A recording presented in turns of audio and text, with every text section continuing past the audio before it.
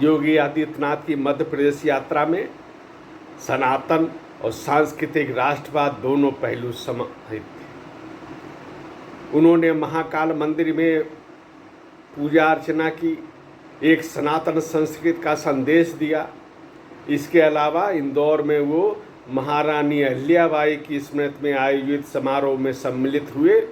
अहिल्योत्सव नाम से आयोजित इस कार्यक्रम का आयोजन विगत 100 वर्षों से लगातार किया जा रहा है। इसके अलावा इंदौर में ही योगी आदित्यनाथ ने शिवाजी की प्रतिमा का अनावरण किया। ये दो जो महारानी अहिल्याबाई और शिवाजी महाराज, इन दोनों के जिस प्रकार के व्यक्तित्व कृतित्व हैं, उनका योगी जी ने उल्लेख किया और आज भी उनकी प्रासंगिकता है। इसलिए है क्योंकि उन्होंने सनातन मूल्यों, सनातन संस्कृति के आधार पर अपने शासन का संचालन किया। और जो ये मूल्य हैं भारत के, ये शाश्वत मूल्य हैं, इसलिए सदैव ये प्रासंगिक रहने वाले हैं। प्रत्येक राज्य सत्ता के लिए इनका उपयोग भी है, इनका मार्गदर्शन के रूप में भी इन पर अमल किया जाना चाहिए। योगी आदित्यनाथ ने भगवान राम का वंदन किया। राज्य सत्ता की जो व्यवस्था है, उसका अगर सर्वोत्कृष्ट अगर कोई मानक है तो राम राज्य है। वो प्रभु के अवतार थे। ये सही है कि सामान्य मानवीय के लिए वहाँ तक पहुँचना संभव नहीं है, लेकिन जब एक सर्वोत्कृष्ट मानक जब बन जाता है तो उस राह में अगर जो जितने कदम भी चले तो वो भी श्रेयस्कर होते हैं, वो भी लोक कल्याणकारी होते हैं। दैहिक दैविक भौतिक तापा राम राज काहू ने व्यापा। इस यहाँ तक भले पहुँचना मुश्किल हो, लेकिन उस दिशा में प्रयास करने चाहिए। और किसी भी शासन का, चाहे वो वर्तमान शासक हो चाहे इतिहास के शासक हों, उन सबके मूल्यांकन का आधार भी यही हो सकता है कि उन्होंने लोक कल्याण कितना किया, अपने देश की समृद्धि के लिए कितना कार्य किया, तो राष्ट्रीय स्वाभिमान की दृष्टि से कितना कार्य किया। ये एक उनके मूल्यांकन के आधार होने चाहिए। और इसी आधार पर योगी आदित्यनाथ स्मरण करते हैं महारानी अहिल्याबाई का, इसी आधार पर वो स्मरण करते हैं शिवाजी महाराज का। दोनों के समय में बिल्कुल प्रतिकूल परिस्थितियां थीं। विदेशी आक्रांताओं का प्रकोप था। अहिल्याबाई ने अंग्रेजों के कुटिल चाल को पहले ही समझ लिया था। ये उनकी दूरदृष्टि थी।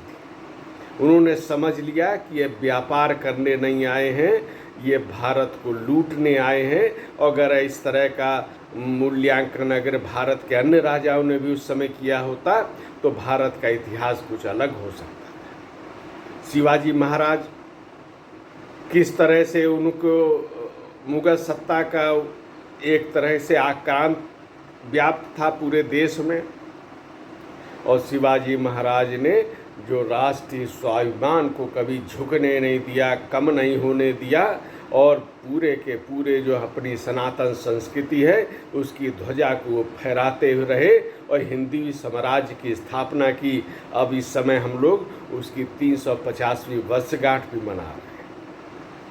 अहिल्याबाई तो अपने को सत्ता जो थी, शासन सत्ता, उसको कहती थी ये शिव जी की सत्ता है, और इसी भावना से वो कार्य करती थी, लोक कल्याण में लगी रहीं। उन्होंने सोमनाथ मंदिर और श्री काशी विश्वनाथ धाम का जीर्णोद्धार किया।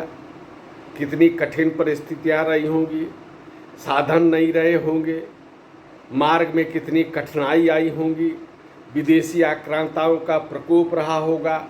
इसके बावजूद इतनी दूर जाकर वो शिव मंदिर हो चाहे जो भी अनेक मंदिरों का पुनरुद्धार करती हैं। और जब आज हम उस पर चर्चा करते हैं तो निश्चित रूप से काशी विश्वनाथ धाम में जो भव्य मंदिर का निर्माण हुआ, ये सब वही प्रेरणा चली आ रही है जिसके कारण ये संभव हुआ। केवल वही नहीं तो महाकाल मंदिर है, बद्रीनाथ है, केदारनाथ है, सबको एक तरह से भव्य रूप में प्रतिष्ठित किया जा रहा है। और ये सनातन संस्कृति का संदेश है, और ये सीमित संदेश नहीं है। ये राज सत्ता का संदेश है, जिसमें सबका साथ सबका विकास भी हम उसको कह सकते हैं, सबका विश्वास भी कह सकते हैं, यानी बिना भेदभाव के जनता जनार्दन की सेवा करना, योजनाओं का लाभ जनता को पहुंचाना बिना किसी भेदभाव के, कोई भेदभाव नहीं, और जो भी ज़रूरतमंद उसको लाभ पहुंचाना। इसके साथ ही अपने सांस्कृतिक वैभव को याद करना, अपने वैभव पे गर्व करना, ये विषय भी उसमें शामिल होते हैं।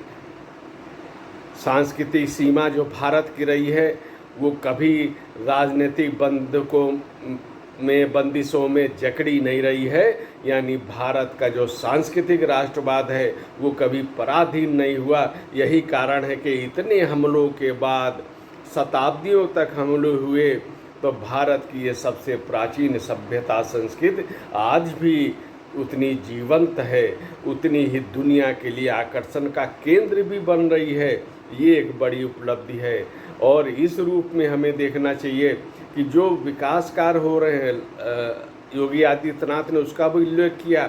उन्होंने कहा कि जो इस समय देश में जो हाईवे बन रहे हैं, एक्सप्रेस बन रहे हैं, कॉरिडोर बन रहे हैं, आर्थिक गलियारे बन रहे हैं, तो ये कोई ऐसा भारत की विरासत में ये है। 2000 साल पहले तो चंद्रगुप्त मौर्य ने इस प्रकार के दक्षिण पथ, उत्तर पथ, इस तरह के हाईवे निर्माण किए थे। और प्राचीन काल में हम लोग लौटते हैं तो किस प्रकार श्री राम वनगमन गए, किस प्रकार भगवान श्री कृष्ण कहाँ से कहाँ, आसाम, उधर द्वारका, और कहाँ कहाँ उनका जाना हुआ। ये सब भारत के विकास की ही गाथा थी, जिसको हमने उस समय भी प्राप्त किया था जब दुनिया में सभ्यता नहीं थी, तो हमारा इतना विकास था। आज उसी भावना से लेकर अगर चलते हैं तो निश्चित रूप